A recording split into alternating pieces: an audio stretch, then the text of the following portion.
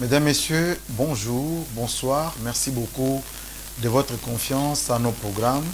Congo Market Télévision se fait le devoir d'inviter pour vous des personnes qui peuvent vous amener dans la profondeur des questions de la société pour vous permettre d'avoir une idée propre à vous par rapport à tout ce qui se passe dans notre société. Nous avons le plaisir d'avoir sur ce plateau Monsieur Moïse Moussangana. Il est un confrère, il est un aîné, mais c'est quelqu'un aussi qui écrit beaucoup. Vous allez peut-être le découvrir dans ses dires sur ce plateau de Au fond. Merci beaucoup à toute l'équipe. Nous vous prions de vous abonner massivement pour marquer votre soutien à ce que fait votre ami Diony Kaninda. Merci beaucoup encore une fois pour votre sympathique attention.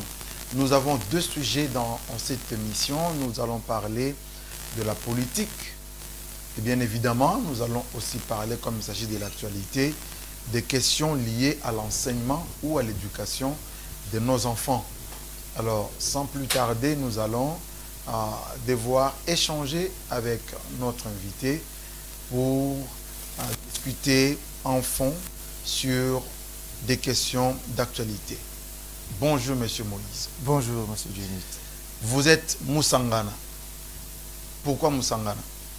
Écoute, c'est le nom que mon père ou ma mère m'ont donné. Ça signifie quoi? Ça signifie, dans ma langue, quelqu'un qu'on a trouvé.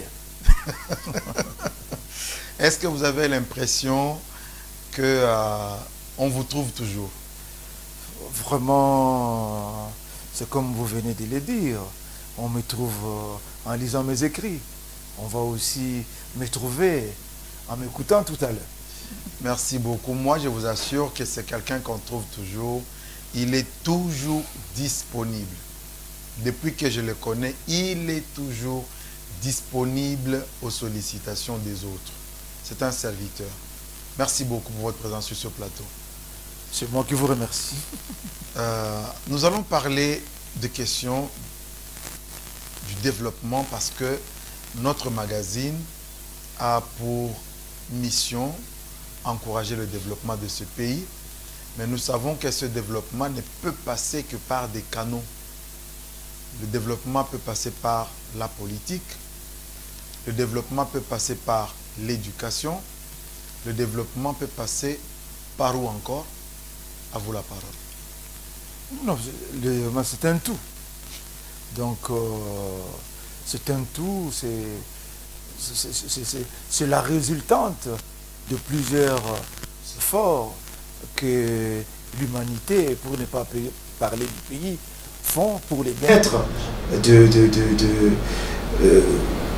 de leurs citoyens s'il s'agit du pays et pourquoi pas des habitants du monde entier. Parce que des fois, quand on parle concernant certaines matières, on voit le développement sur le plan intégral, sur le plan mondial. Donc voilà, c'est pourquoi je dis que le développement, c'est l'ensemble des efforts, c'est un tout, c'est l'ensemble des efforts que l'humanité exerce ou déploie pour le bien-être des humains, bien sûr. Donc le développement, finalement, c'est un ensemble de tout. Moïse Moussangana, lorsque vous regardez la société congolaise, vous avez quelle impression? Est-ce que les acteurs politiques, est-ce que la société congolaise aujourd'hui travaille effectivement pour le développement de cette nation? Vous savez, on a essayé peut-être de définir le développement, mais il faut entendre par développement aussi le fait que le développement n'est pas le même pour tout le monde. Ça dépend aussi de la définition que chacun donne au développement, de ce qu'il veut être. Parce que, au premier sens, ça signifie que nous avons un pays où nous avons les infrastructures stables, nous avons les institutions stables, nous avons une économie stable, nous avons le social stable. Prenons le développement dans ce sens-là. Donc je crois qu'on doit, tous les efforts doivent concourir en fait pour qu'on en vienne à ce que vous êtes en train de dire. Mais quand vous essayez peut-être un peu de vous transposer dans la société congolaise, je crois que c'est ça votre question, vous allez voir peut-être que nous nous embrouillons quelque part. Parce que nous ne savons pas peut-être qu'est-ce que nous sommes en train de rechercher. Vous avez dit, par exemple, la stabilité politique et consort. C'est un des facteurs pour arriver au développement. Mais moi, je vois le développement comme une équation mathématique à plusieurs inconnus. Vous savez, quand vous avez une équation mathématique à plusieurs inconnus, pour trouver la valeur de cette équation, il faut arriver à donner certaines valeurs à toutes les variables, de telle manière que, au bout du compte, vous faites la sommation de toutes les valeurs que vous avez eues et vous avez la valeur de l'inconnu que vous êtes en train de chercher. Donc, pratiquement, c'est la même chose. C'est ce que vous voulez dire. Vous parlez d'économie stable, la politique stable, le social stable. Si vous prenez chacun de ces secteurs-là comme une variable de cette équation, donc pour avoir une équation, arriver à une économie stable, donc il faut travailler pour arriver à cette économie.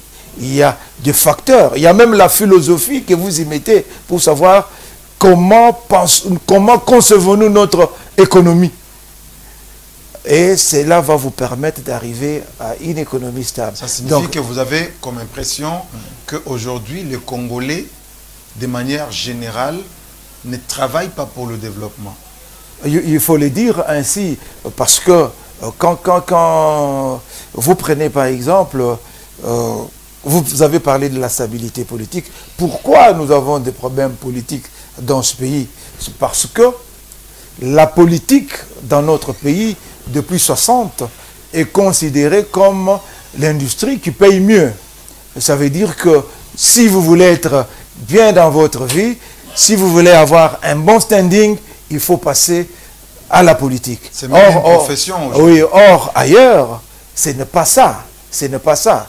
Donc, quand on vient en politique, c'est pour apporter du sien de telle manière à participer, à contribuer au développement de sa société. Donc, on ne vient pas en politique pour avoir un certain standing de vie, mais ici, on vient en politique pour avoir un standing de vie. C'est ainsi que quand on est nommé ministre, on est nommé PDG, on fête en famille, on fête en tribu, on fête, on se dit, ouf, finalement, nous allons avoir un peu d'argent pour notre famille, nous allons peut-être avoir un peu d'argent pour notre société. Et pourtant, c'est nous qui devions apporter l'argent. C'est nous qui devons contribuer pour générer plus de ressources à l'État, à la société, de telle manière à ce qu'on trouve des conditions, de bonnes conditions dans tel ou tel domaine pour les populations. Malheureusement, ce n'est pas cela. Donc, on fait exactement ce que un père, d'ailleurs, avait comme devise à l'époque, servir, c'est servir, non, c'est servir et non servir. Oui. Non, servir et non se servir. Mais malheureusement, on a inversé. C'est devenu se servir et non servir. Voilà un peu comment je peux résumer les choses. Merci beaucoup. Nous allons suivre un extrait, parce que maintenant on parle politique déjà. Nous allons suivre un extrait du point de presse organisé par un acteur politique majeur de notre société, qui est le président Martin Fayoul, le président du parti SID. Nous allons suivre cet extrait et après nous allons devoir commenter.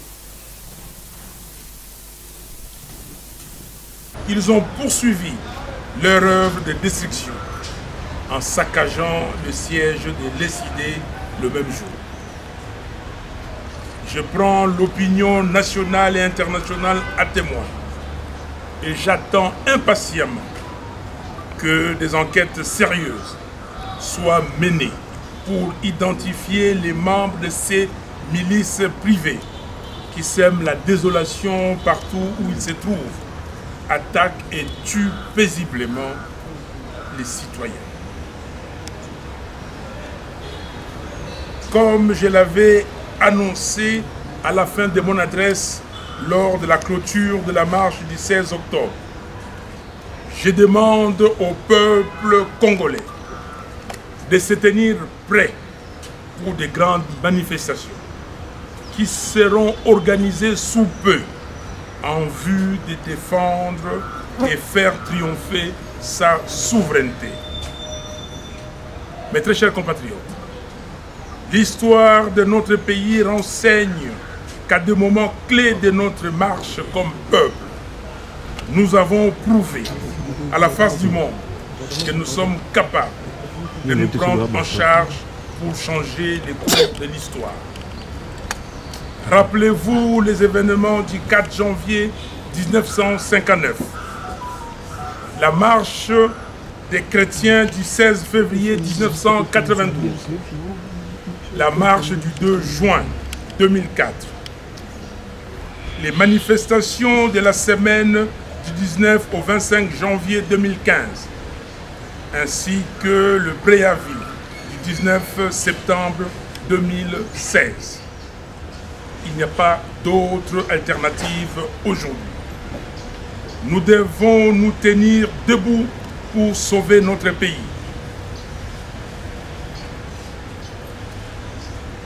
Nous devons sauver le pays. Nous devons sauver l'ordre démocratique fixé dans la Constitution. Nous n'avons pas le droit de nous résigner, ni d'accepter une quelconque autocratie dans notre pays. Le peuple congolais doit se prendre en charge. Que Dieu bénisse la République démocratique du Congo et son vaillant peuple. Je vous remercie. Merci beaucoup aux amis qui sont à la technique. Merci beaucoup à vous qui nous suivez. Nous vous prions de vous abonner massivement à Congo Market Télévision pour ne rien rater sur tout ce que nous proposons comme programme. Alors, Moïse Moussangana, vous venez de suivre cet extrait de la conférence de presse tenue par Martin Fayoulou. C'est bien entendu à la suite de l'entérinement de la candidature de M. Denis Kadima comme président du bureau de la commission électorale nationale indépendante. Alors, Martin Fayoulou appelle les Congolais à une mobilisation, à se tenir prêts pour des manifestations qui pourront venir. Vous avez suivi, vous êtes journaliste, vous êtes écrivain. Quand vous analysez, vous lisez quoi entre les lignes? Bon, d'abord, il faudrait se poser la question, pourquoi cette focalisation sur la CENI? Si vous allez au fond, parce que d'ailleurs nous sommes dans l'émission au fond, alors il faut qu'on y aille. Ok, allons-y. Ça voudrait dire, c'est l'idée qu'on se fait de la CENI. Ça veut dire quoi? Ça veut dire qu'ici au Congo, les gens pensent gagner ou gagner le pouvoir ou le conserver en maîtrisant la CENI, en ayant la même mise sur la CENI, pas par rapport à leur programme politique. Vous comprenez là d'où vient d'abord le proverbe? Donc les gens ne viennent pas pour vendre leur programme au peuple, séduire le peuple afin que le peuple vote pour leur programme, mais plutôt avoir la même mise sur la CENI. Donc, c'est ça, tout le problème. De cette manière, la CENI pourra leur permettre d'avoir des députés, quand on contrôle, des sénateurs. Voilà. Alors que ces gens devaient séduire la population par la qualité de leur programme. De leurs promesses. Oui, et tu vois, dans tout ça, il n'y a aucun programme politique qui passe, même si on n'est pas encore pendant la période électorale, mais on ne sait rien saisir de la démarche politique de Fayoulou. Qu'est-ce qu'il poursuit exactement? On ne voit pas, sauf la même mise sur la CENI. Et quand même Fayoulou dit il faut dépolitiser la CENI, la dépolitisation de la CENI. Revenons un peu sur ces concepts. Qu'est-ce que ça veut dire? Au bout du compte, ça veut dire qu'on ne veut pas avoir des politiques au bureau de la CENI. Alors, donc ça veut dire que c'est un concept creux. Concept creux, pourquoi? Par rapport aux lois qui régissent l'organisation des élections. Même la Commission nationale électorale indépendante.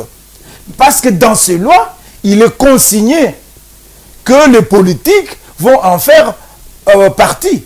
Et que ces gens-là sont désignés par des partis. Il y a des gens qui sont désignés par des forces politiques et qui, une fois membres de la CENI, ils cessent d'être membres de partis politiques. Mais ils viennent quand même de partis politiques. Donc la dépolitisation, oui. Ce n'est pas un concept réel basé sur un contenu clair, non? Non, c'est de la machination. C'est de la manipulation. De l'intoxication. Tout simplement. Oui, de l'intoxication. Parce que c'est ignorer même les raisons premières qui ont été à la base de la création des commissions nationales électorales indépendantes en Afrique. Et la première commission électorale a vu le jour au Bénin après la conférence nationale. Qu'est-ce qu'on a voulu poursuivre à travers la mise en place de cette commission?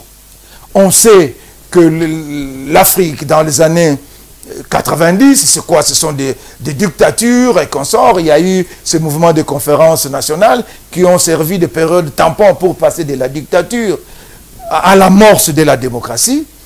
Les gens n'avaient pas confiance au gouvernement qui était en place. Les gens n'avaient pas confiance aux dirigeants qui étaient en place. Les gens ont voulu isoler dans ce qui était pourri, il faut le dire, une administration, une entité qui pouvait être indépendante, ne fût-ce qu'administrativement, réunir tout le monde de telle manière à ce qu'on aille vers les élections. C'est ça.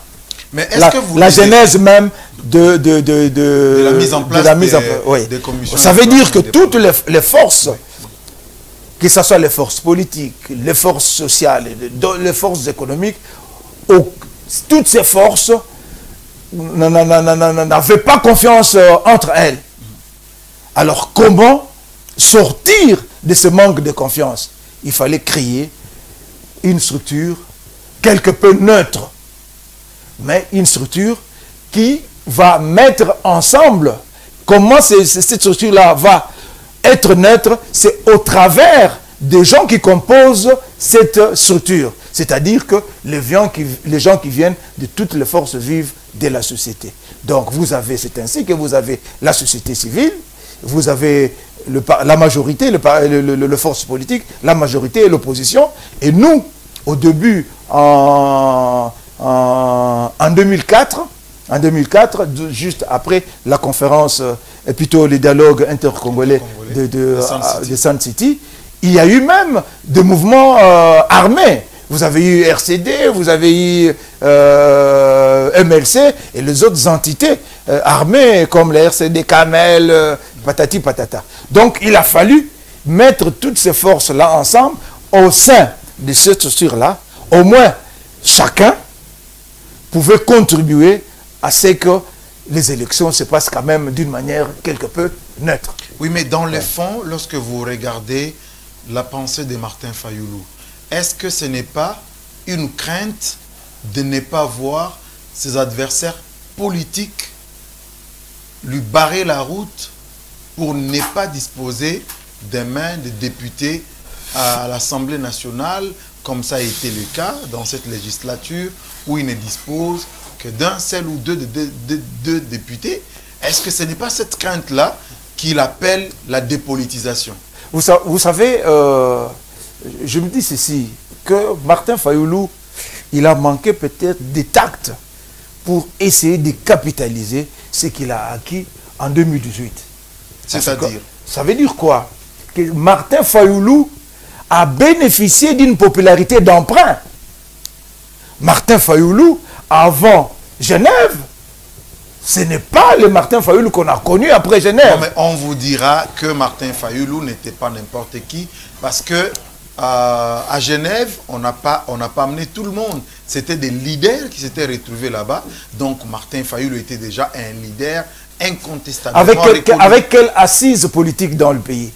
Parce qu'aujourd'hui, quand on parle Martin Fayoulou, c'est beaucoup plus les labels Lamouka qui est avancé, mais les labels SID n'est pas avancé. Quelle est la représentativité de l'SID dans ce pays?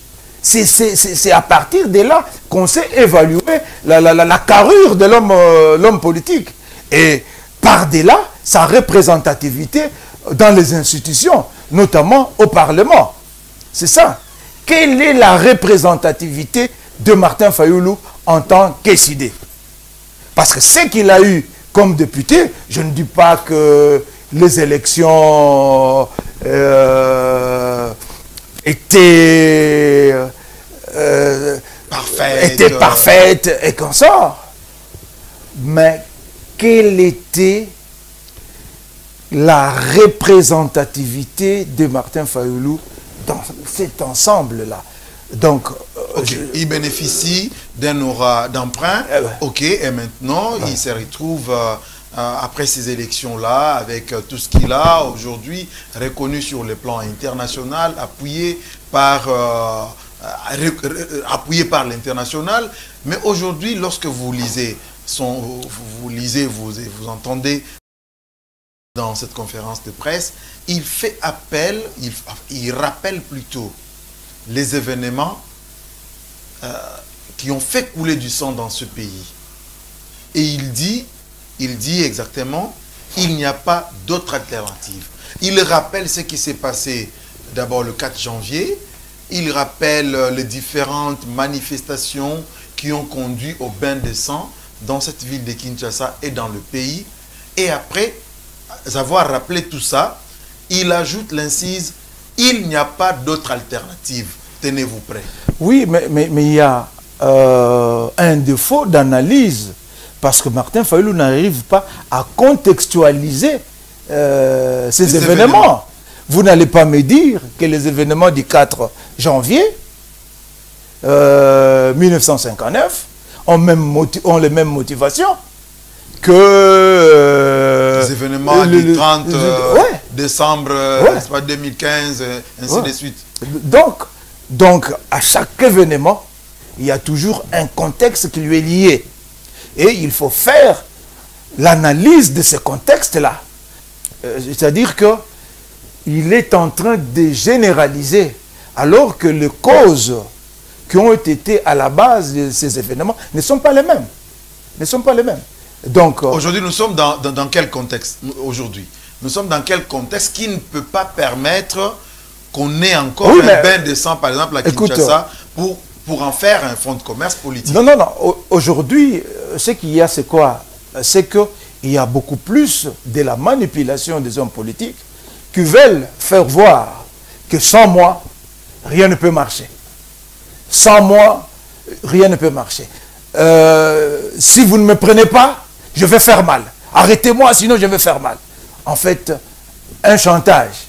Donc, la force des hommes politiques ne doit pas s'évaluer en termes ou en quantité de sang qu'ils sont capables de verser, mais c'est en termes de pas qu'ils peuvent faire avancer leur société. Parce que comme je vous ai dit, quand vous voyez dans tout ça, il n'y a aucun fond politique à part une campagne, une croisade pour faire une campagne pour soi-même, pour faire une promotion de soi-même, pour faire triompher ses propres intérêts. Mais au fond du compte, la société n'y trouve absolument rien. Parce que si la marche de Fayoulou avait quels objectifs? Ou quelles sont les causes de la marche de Fayoulou? C'était quoi? La dépolitisation de la CENI? Non à la fraude électorale? Non au glissement? Appel aux réformes? Oui, je viens de te faire voir que c'est un non-sens de parler de la dépolitisation de la CENI, parce que s'ils veulent entendre par des politisations de la CENI, le fait qu'il faut débarrasser la CENI des acteurs politiques, c'est impossible. C'est impossible. C'est impossible. C'est impossible. Donc ça voudrait dire quoi? Que nos hommes politiques ne lisent même pas. À ce sujet, il y a un très bon rapport rédigé par le groupe d'études sur le Congo, l'impossible dépolitisation de la CENI. Et que si beaucoup d'acteurs politiques congolais avaient lu ces rapports, je crois qu'ils auraient eu une autre attitude. Donc vous recommandez ce rapport à Martin Fayoulou. Oui. Mais avançons quand même. Et dans ce rapport-là, on est en train de proposer certaines solutions. Par exemple, le modèle sénégalais et consorts. Donc on n'a pas le temps pour épuiser, pour parler de tout cela. Donc vous voyez qu'il y a comme un manque de culture dans les chefs de nos leaders politiques parce qu'ils ne lisent pas. Il y a des gens qui ont cherché, qui ont trouvé pour eux, et que si beaucoup avaient lu ces rapports-là, je crois qu'ils auraient pris des distances vis-à-vis de leurs revendications actuelles. Quand on parle de la fraude électorale, il ne faudrait pas anticiper la fraude. Et vous savez que Fayoulou dit qu'il faut prévenir. Oui, vous savez que ça, je ne suis pas un devin. Mais parce que je suis un chercheur en matière électorale, je m'intéresse beaucoup à la question électorale au Congo. On reproduit les mêmes tares. L'opposition d'hier, avec les Tshisekedi et consorts, on reproduit les mêmes tares sur un bout de temps. Et que l'opposition d'aujourd'hui, avec Martin Fayoulou et l'FCC, vont reproduire les mêmes tares. Je vais vous donner un exemple. Ça va vous étonner. Quand il est question du fichier électoral, est-ce que avez-vous déjà vu des acteurs politiques faire beaucoup de bruit au sujet du fichier électoral? Vous avez déjà vu de contentieux électoraux à ce propos? Non. Or, les contentieux électoraux doivent commencer déjà en amont, à partir du fichier. Mais, regardez, dans les annales des élections congolaises, vous allez y trouver 0 contentieux électoraux en ce qui concerne le fichier électoral. Vous allez voir. C'est comme ça qu'on a vu aux élections de 2011, par exemple, que Joseph Kabila a été élu à 100%. Mais oui, mais pourquoi il y a toujours une incurie. Même quand Joseph Kabila était en train de frauder, si c'est comme ça, ce n'est pas dans l'urne que Joseph Kabila fraude. Joseph Kabila fraudait en amont, en jouant avec la liste électorale, au moment de l'enregistrement des électeurs. Mais vous allez où est-ce que l'opposition ne saura pas avoir un œil regardant et on bourre là-bas les électeurs. Les électeurs. Et vous allez voir que tous les opposants, le Martin Fayoulou, se sont toujours précipités pour l'audit du fichier électoral. Alors qu'ils auraient pu prendre certaines précautions avant l'élaboration du fichier électoral et pendant l'élaboration du fichier électoral. Ce qui fait que dans le fichier, quand vous allez à l'audit, faire l'audit ou vous sollicitez l'audit, encore il faille que vous connaissiez l'informatique, que vous connaissiez quel programme est utilisé. Mais aussi pour éviter la fraude électorale, il faut se préparer sur le terrain avec suffisamment de témoins. Je ne vous coupe pas la parole. Mais vous allez trouver quoi? Vous allez trouver que les opposants d'hier, l'UDPS, l'MLC, tous l'UNC, vont se précipiter pour l'audit du fichier électoral, alors que le fichier électoral ne peut pas vous dire que tel est policier, tel est soldat, parce que la loi électorale refuse de brandir... refuse l'enrôlement de militaires et de policiers. Oui. Ok? Donc, ce n'est pas en allant auditer le fichier électoral que vous saurez que tel est policier, tel n'est pas policier, tel est congolais, tel ne l'est pas. C'est plutôt au niveau de l'identification. De l'identification. Des électeurs. Pourquoi ils ne peuvent pas rationaliser leur méthode? C'est-à-dire Mais est-ce qu'il travaille sur ça? Il ne travaille pas sur ça. Et c'est comme ça. Et par après, non, la fraude. Il y a la fraude. Pour endiguer la fraude, il faut empêcher à Denis Kadima d'être là. Est-ce que, je mets ma main à couper, est-ce que les partis politiques de l'opposition ont toujours eu des témoins dans les bureaux de vote? Je vous dis, il compte sur l'église catholique. Moi, j'étais conseiller en communication de Jean-Pierre Bemba en 2006. Jean-Pierre Bemba, candidat. Mais je vous dis que le jour de l'élection, mon téléphone n'arrêtait pas de sonner ici à Kinshasa, où la population m'appelait pour dire que, mais dans tel bureau, il n'y a pas de témoins du MLC. Dans tel bureau, il n'y a pas de témoins de l'opposition. Je vous l'ai dit. Je voulais ici à Kinshasa. Ils disent qu'ils sont prêts pour Est-ce qu'ils sont prêts pour faire des choses comme ça? Est-ce qu'ils ont déjà en 2000, ce tableau-là de leurs témoins dans différents en 2011, électoraux? Aussi la même chose. En 2018, la même chose pour Fayoulou. Qu'est-ce qui s'est passé? Paix à la mémoire de Pierre Lumbi. Si Pierre Lumbi était encore vivant, il allait témoigner. Parce que Pierre Lumbi l'a dit devant moi. Parce que j'étais coordonnateur de la communication de Martin Fayoulou pendant la campagne électorale de 2018. Donc il y a des choses que je connais, des choses que j'ai vécues. Par exemple, l'histoire des témoins dans le bureau de vote. D'abord, vous savez que la Mouka avait battu la campagne contre la machine à voter.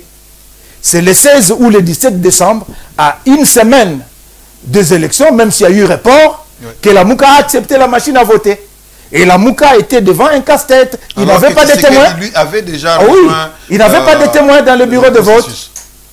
Donc, réunir 74 000 témoins à travers toute la République, ce n'était pas une mince affaire. Merci beaucoup. Nous allons quand même évoluer. Donc, vous voyez que la fraude, on va l'attaquer peut-être ailleurs, alors que on se prépare pour l'attaquer en aval, alors qu'elle a déjà lieu en amont. Merci beaucoup, Moïse Moussangana. Nous allons prendre peut-être ce reportage de nos confrères de la RFI, la Radio France Internationale, pour pouvoir nous donner une idée de ce que les autres pensent de ce qui se passe chez nous. Nous allons suivre ce reportage. Pointe-Afrique-Arabia, c'est que Félix Tshisekedi n'avait que de mauvaises solutions devant lui face au tollé soulevé par la candidature de Kadima. En la validant, il ouvre une crise ouverte avec le FCC de Joseph Kabila, la Mouka de Martin Fayoulou et Adolphe Mouzito, mais également avec certains de ses alliés de l'Union sacrée, Ensemble de Moïse Katumbi et le MLC de Jean-Pierre Bemba, mais surtout, Félix Tshisekedi risque de se mettre à dos la très puissante Église catholique et les protestants qui ont tous deux récusé Denis Kadima.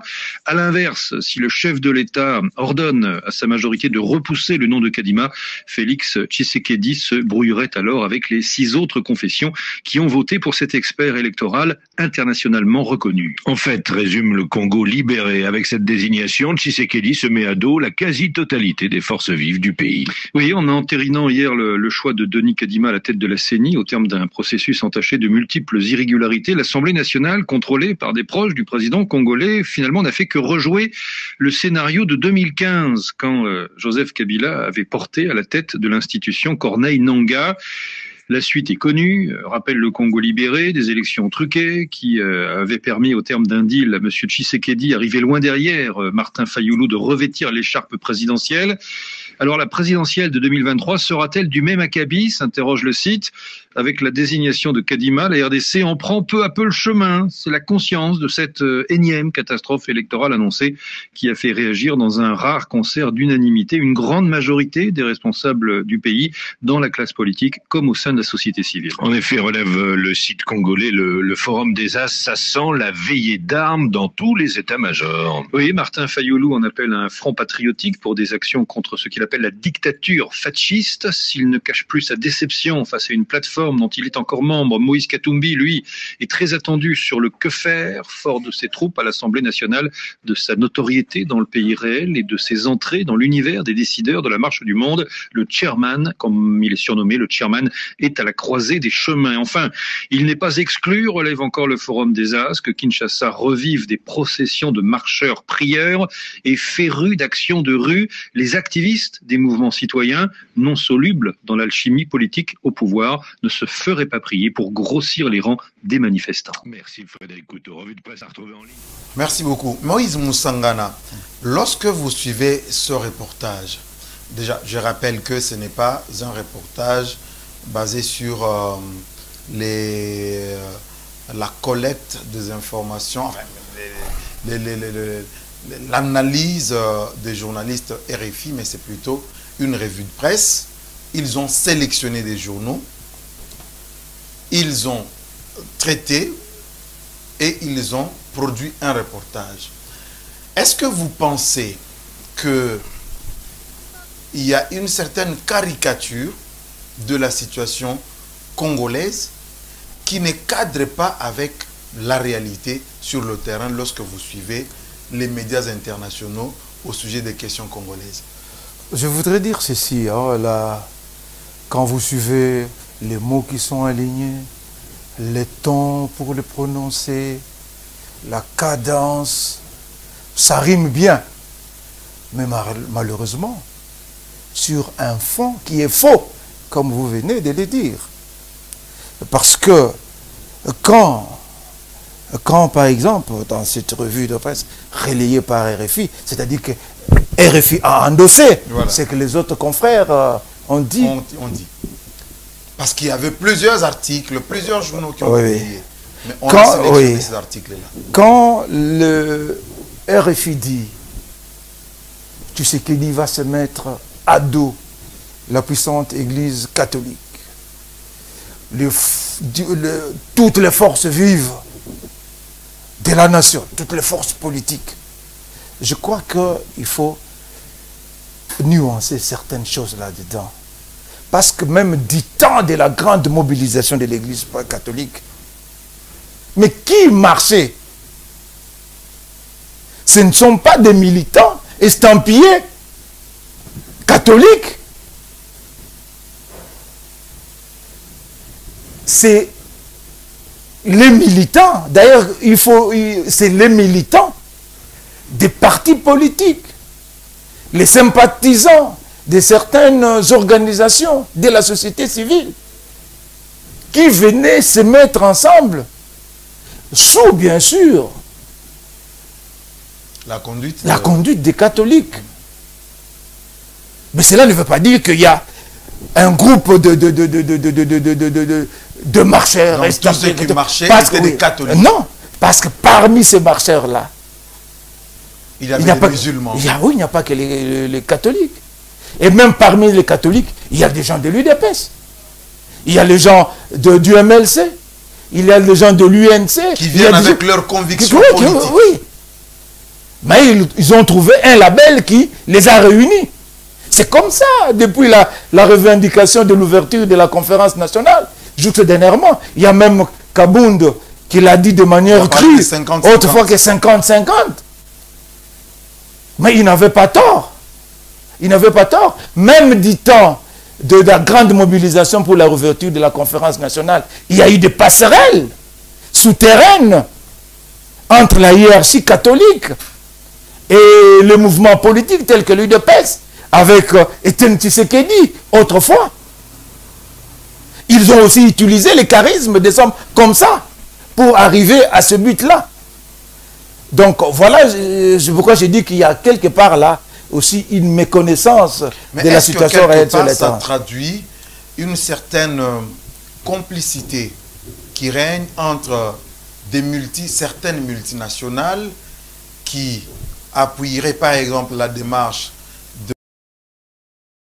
avec l'Église catholique dans une perspective de récupération de ce qu'on a perdu à Genève, par exemple.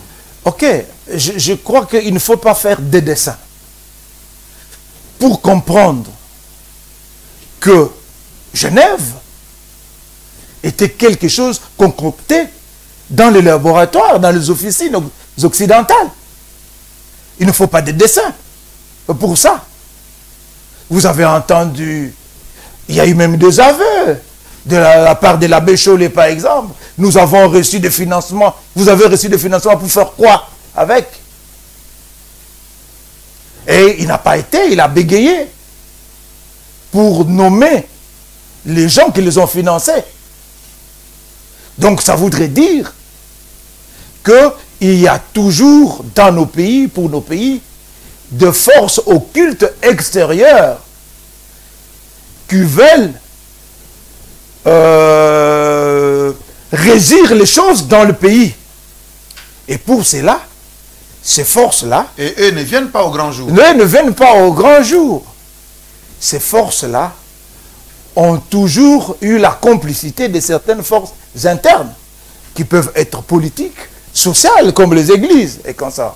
Donc, vous allez voir, vous avez même compris, il y a même Cholet, l'abbé Cholet, je voudrais dire, qui a trahi même la démarche des catholiques ou des forces qui le soutiennent. Parce qu'en parlant du processus électoral en cours, il vous dit que nous avons besoin d'un président de la CENI qui va prononcer les vrais résultats, alors qu'il ne sait pas, ce type-là n'est pas encore en position de résultats électoraux, mais lui, il dit qu'il y aura des faux et des vrais, et que ce type-là devrait prononcer les vrais résultats. Beaucoup, non, mais il y a encore quelque chose d'important, et il pense même déjà à l'alternance, alors qu'il y a un président de la République qui constitutionnellement a droit à un deuxième mandat. Mais l'abbé Cholet pense déjà à l'alternance. Donc vous comprenez qu'il n'y a pas de récupération de ce qu'on a perdu à Genève. Oui, vous comprenez qu'il n'y a pas de dessin à faire. Ici, il y a des gens qui pensent qu'ils ont perdu quelque chose que coûte, ils doivent récupérer. Et j'ai dit ici qu'on ne gagne pas les élections au Congo à travers les programmes politiques, mais on gagne les élections à travers le contrôle de la CENI. Parce que la CENI est considérée comme un instrument de conquête et de conservation du pouvoir. Donc, si vous avez la CENI, vous pouvez conquérir le pouvoir et vous pouvez les conserver. Voilà. Merci beaucoup. Nous allons peut-être aller tout doucement vers la fin de cette émission en prenant ce reportage des enfants qu'on a vus dans la rue. Je me pose la question, est-ce que finalement les désaccords des dirigeants politiques et des dirigeants catholiques causent des victimes dans l'enseignement, dont nos enfants? Nous allons suivre ce reportage et nous allons analyser la question.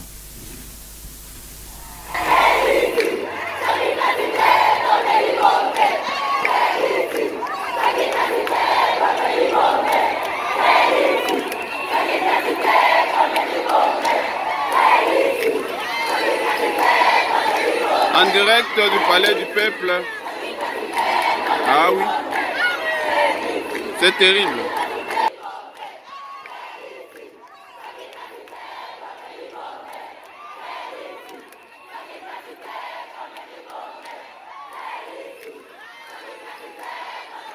En direct du palais du peuple.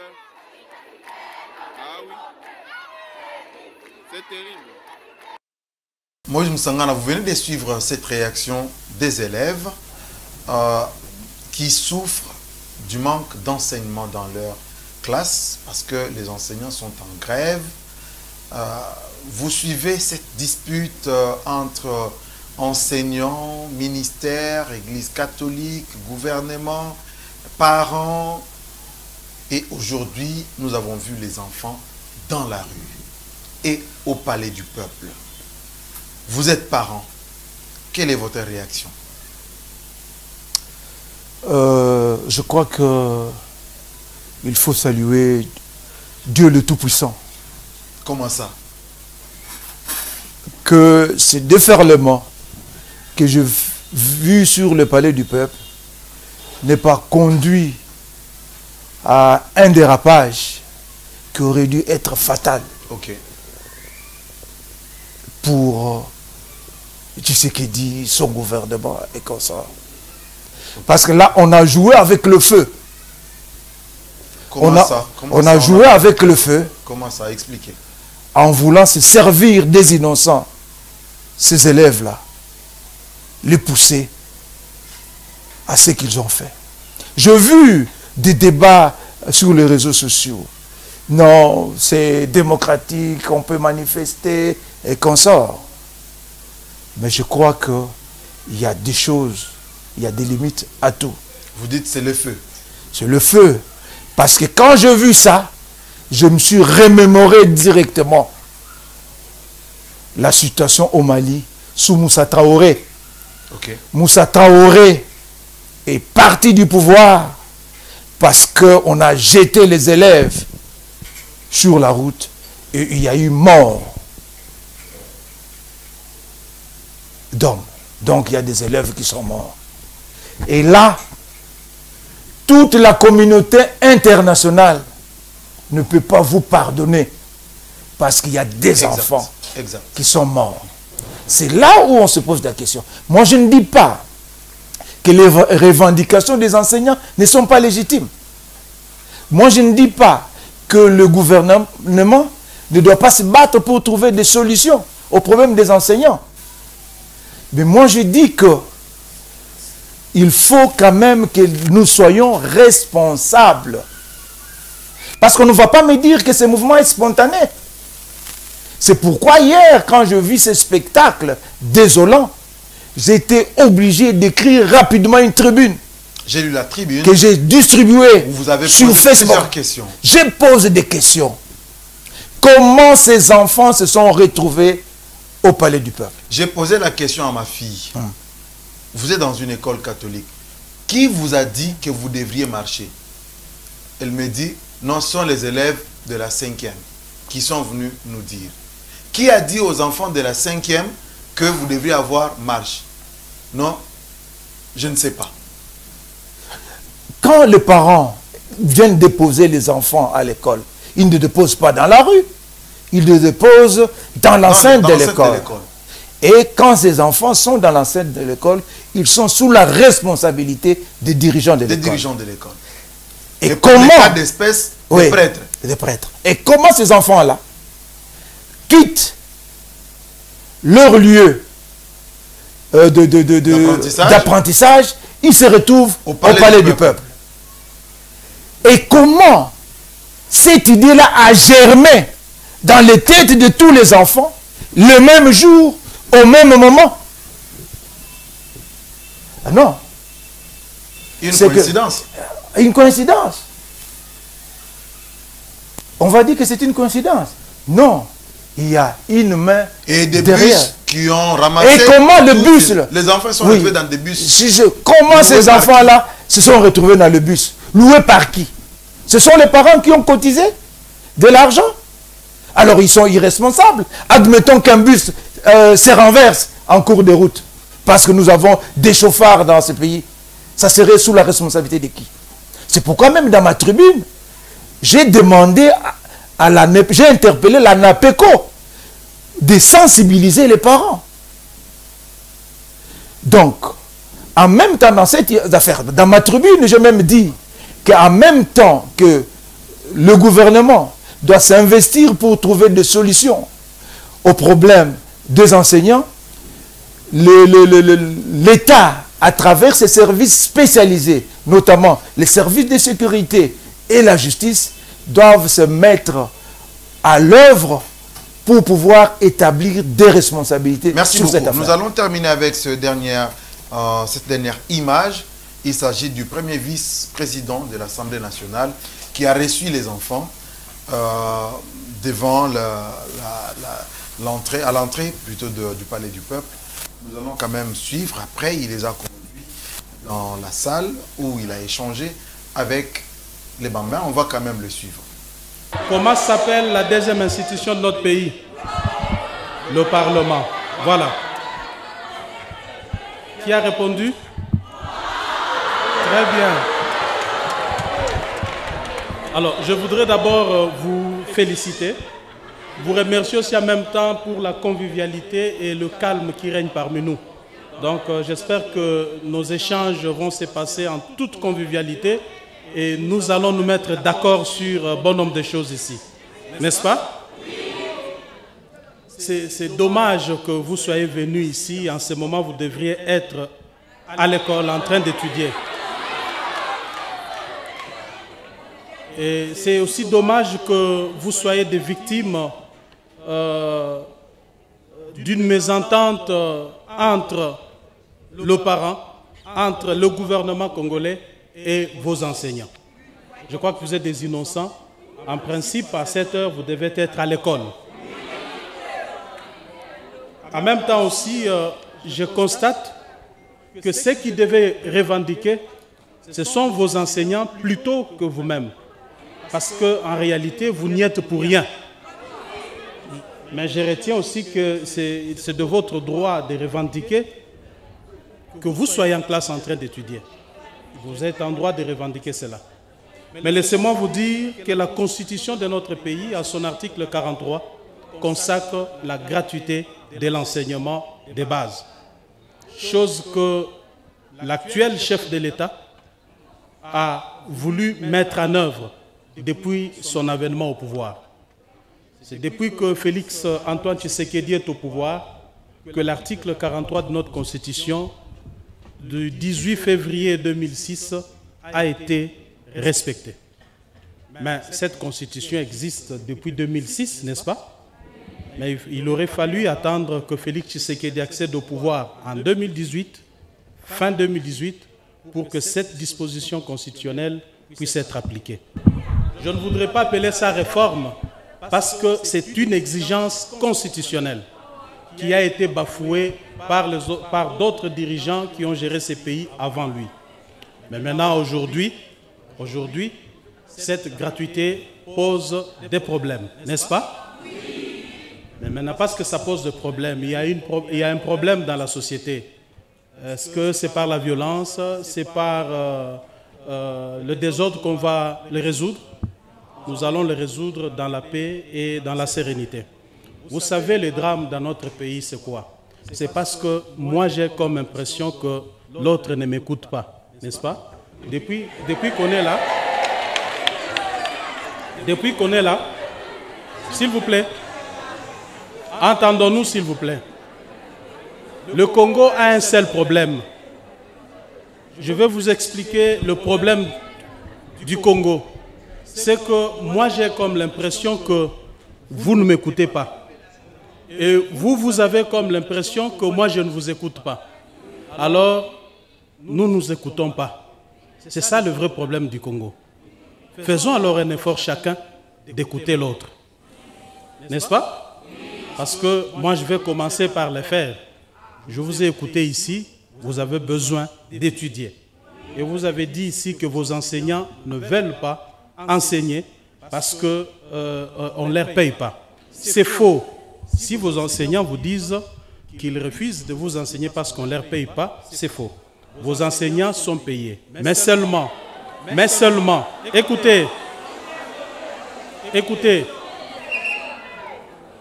mais seulement, ils exigent l'amélioration de leur salaire. N'est-ce pas? Je voudrais qu'on puisse nuancer. N'est-ce pas? Il ne faut pas dire que vos enseignants ne sont pas payés. Vos enseignants sont payés régulièrement. Mais c'est tout à fait légitime pour eux aussi d'exiger l'amélioration de leur salaire.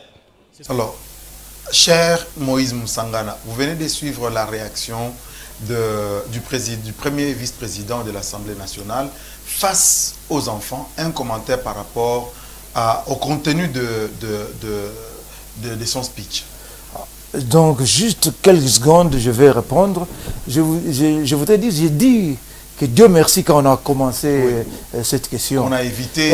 Oui, est-ce que vous imaginez un peu l'hystérie dans laquelle on a vu les enfants, qui est eu un policier, je ne sais dans quel état il se serait trouvé, qui aurait parce que normalement, le siège de l'Assemblée nationale est inviolable. Ça n'est pas un problème.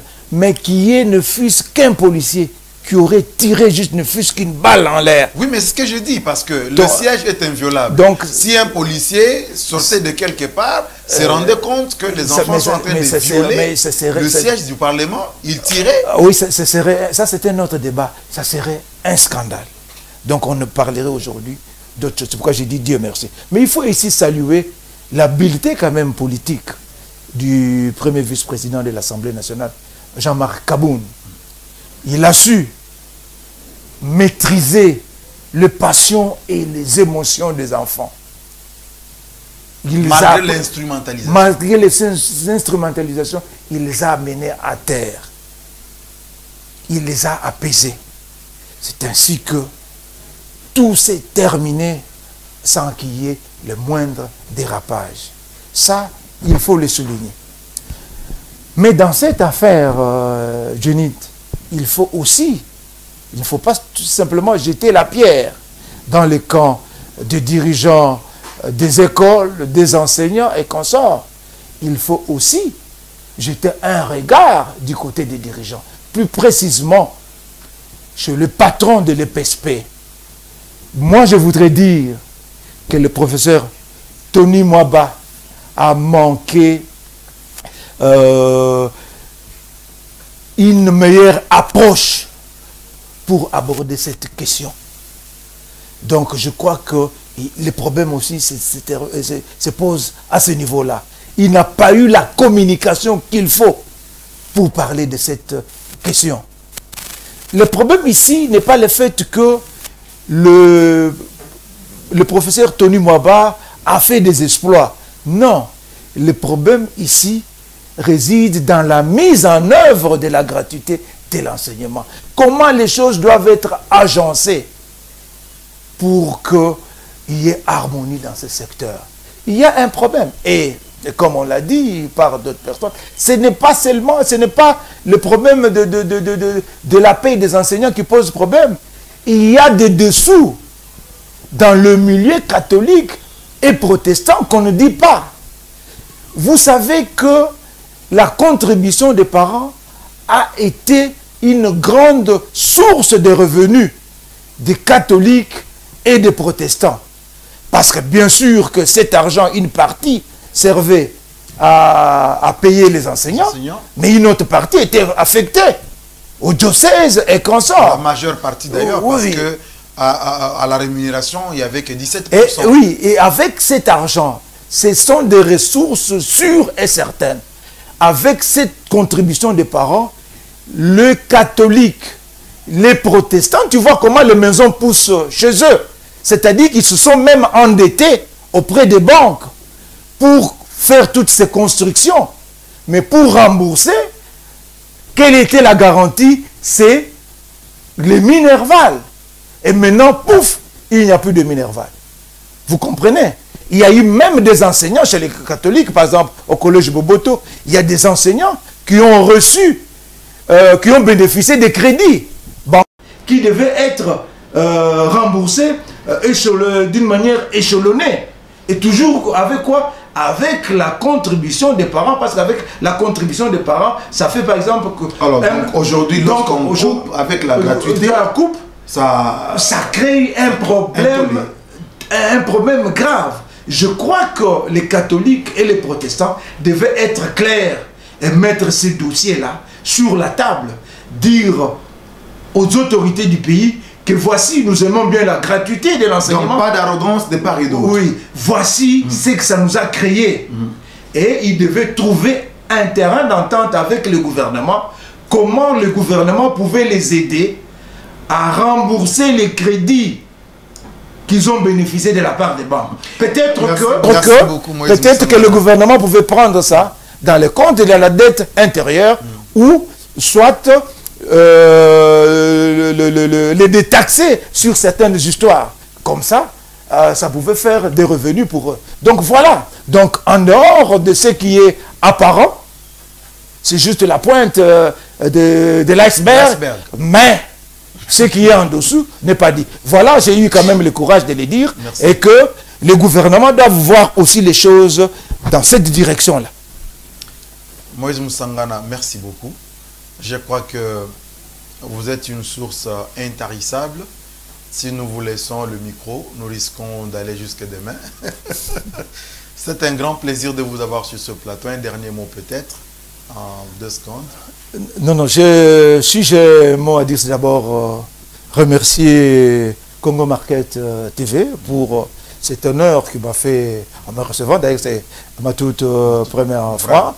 Donc, je vous remercie pour cet honneur. Mais je voudrais dire, pour l'ensemble des Congolais que nous sommes, que nous sommes en train de nous comporter comme de pires illettrés en XXIe siècle. Je crois qu'il est temps que les Congolais se disent que non, je dois voir les choses autrement. Ce pays-là, c'est le mien. Il n'y a pas d'autres personnes, il n'y a pas d'extraterrestres qui vont descendre sur le Congo pour pouvoir le pousser vers l'avant. Il n'y a que nous. Nous devons avoir l'amour pour ce pays. Nous devons avoir à l'esprit que le développement de ce pays, c'est nous. Et que si nos pères de l'indépendance ont fait consigner dans notre hymne national que nous assurerons ta grandeur, il parle du Congo, et nous ferons de toi un pays plus beau qu'avant. Merci. Je crois que ça doit nous faire mal. Je m'en voudrais éperdument si je ne vous posais pas cette question. Dites-nous, Moïse Moussangana, par quoi vous voudrez qu'à jamais les Congolais se souviennent de vous? Ouf! Non, moi je n'ai pas quelque chose à dire aux Congolais. Mais je fais un effort dans ce qui est de mon pouvoir. Mon pouvoir, c'est quoi? C'est l'écrit, c'est le journalisme. D'ailleurs, si je suis venu dans le journalisme, parce que d'abord, je suis ingénieur en bâtiment de formation. Je suis ingénieur en environnement. Mais j'avais la passion pour écrire. Je me disais que moi, il faut que j'arrive à influencer l'ordre des choses dans ce pays. Et j'avais trouvé que la meilleure manière pour moi d'influer sur le cours des choses dans mon pays, c'était de me faire journaliste. Et d'être un véritable journaliste. Et aujourd'hui, je suis fier. Parce que quand je passe dans la rue, il y a des gens qui s'exclament. C'est vous! Ouh, vraiment, Dieu merci, on vous a vu de visu. C'est plus que des milliards. Ça veut dire que je ne suis pas peut-être encore arrivé au point où je m'aurais influer les cours des choses, mais quand même, je fais un pas, peut-être deux. Et le fait que mes compatriotes m'interpellent sur la rue, vraiment, c'est un grand honneur. Et je me dis que je ne peux que continuer sur cette lancée. Il n'y a que les Congolais qui vont me juger. Donc moi, je ne peux pas donner aux Congolais un plan sur lequel ils doivent me juger. Merci beaucoup. Chers téléspectateurs, chers internautes, merci beaucoup pour votre aimable attention. Nous serons toujours là pour vous servir. Un plaisir partagé avec nos invités, notre équipe technique. Abonnez-vous. Soyez nombreux à nous suivre. Ciao.